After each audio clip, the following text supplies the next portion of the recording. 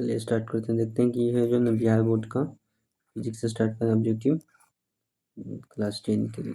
ठीक है, क्लास 10 का ऑब्जेक्टिव है फिजिक्स। अगला क्वेश्चन चलते हैं। अगला क्वेश्चन है, किसी वस्तु का प्रतिबिंब आंख के जिस भाग पर पड़ता है वो क्या कहलाता है?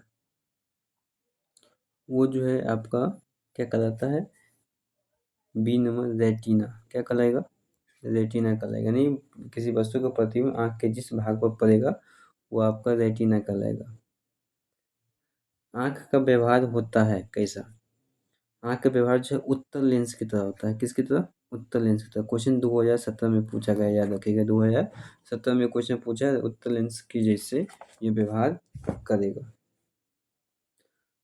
अगला क्वेश्चन है, मानव नेत्र में किस प्रकार का लेंस पाया जाता है? 2016 में क्वेश्चन आया है, मानव नेत्र में जो है किस प्रकार का लेंस पाया जाता है? तो ऑप्शन नंबर ए, उत्तल लेंस का। इसका आंसर क्या होगा? ए, यानी कन्वेक्स लेंस जो है मानव आंख में पाया जाता है, कन्वेक्स लेंस। अगला क्वेश्चन है, मानव नेत्र में जो बिंदु प्रकाश के लिए बिल्कुल सुग्राही नहीं होता उसे क्या कहते हैं? उसे हम लोग अंध बिंदु बोलते हैं, ब्लाइंड शॉट बोलते हैं। ऑप्शन नंबर आपका ए हो जाएगा आंसर।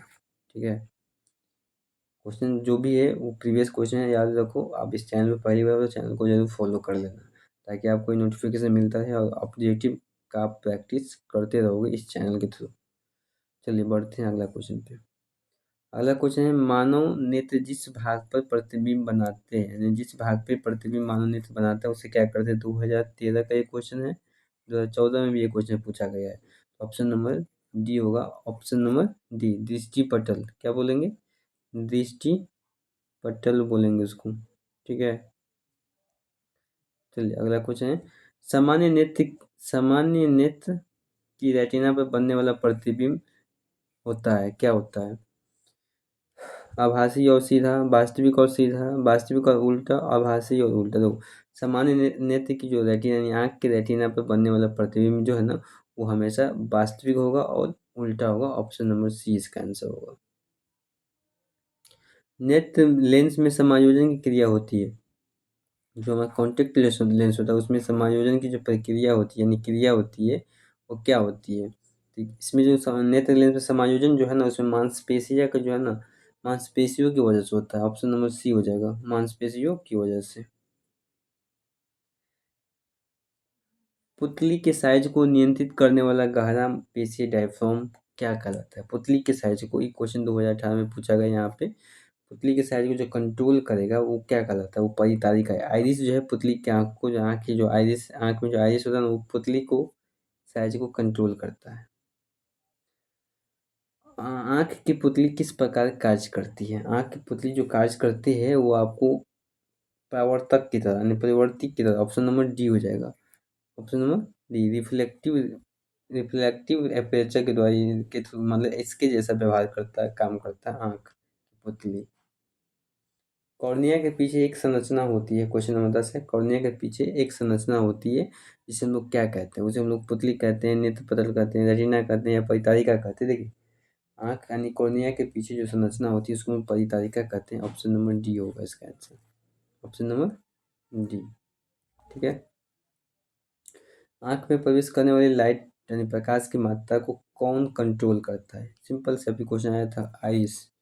आइरिस ही जो है, जो आँख में जो कंट्रोल, आँख में जो जाता है लाइट, उनको क्या करता है?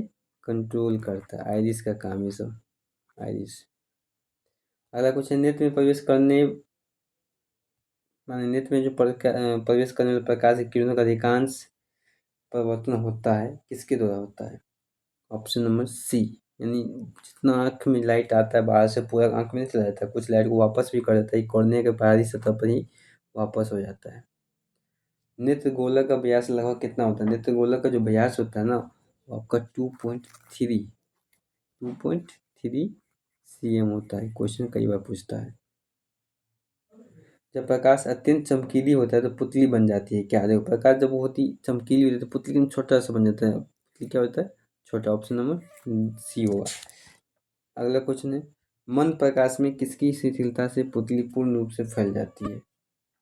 मन प्रकाश में किसकी शिथिलता से पुतली पूर्ण रूप से पुतली पूर्ण रूप से क्या हो जाती है, फैल जाती है। ऑप्शन नंबर बी, इतनी सब आइरिस की वजह से होता है। आईरिस आपको लाइट को कंट्रोल भी करता है। आईरिस लाइट की वजह से आगे पीछे हो जाता है, ठीक है। इस तरह से यदि आप रिवीजन चाहते हो, क्या चाहते हो, रिवीजन, तब चैनल को जरूर फॉलो कर दे रिवीजन के लिए, ठीक है। फिर मिलते हैं नेक्स्ट चैप्टर में।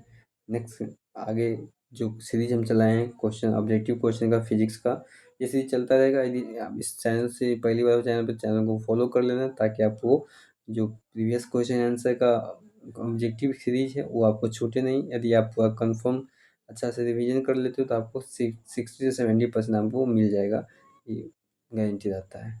चलिए तब तक मिलते हैं नेक्स्ट चैप्टर में नेक्स्ट क्लास के साथ। Thank you. इसी को आगे बढ़ना है, इसमें 15 टोटल आपको 100 क्वेश्चन करवाएंगे। मिलते हैं नेक्स्ट वीडियो में।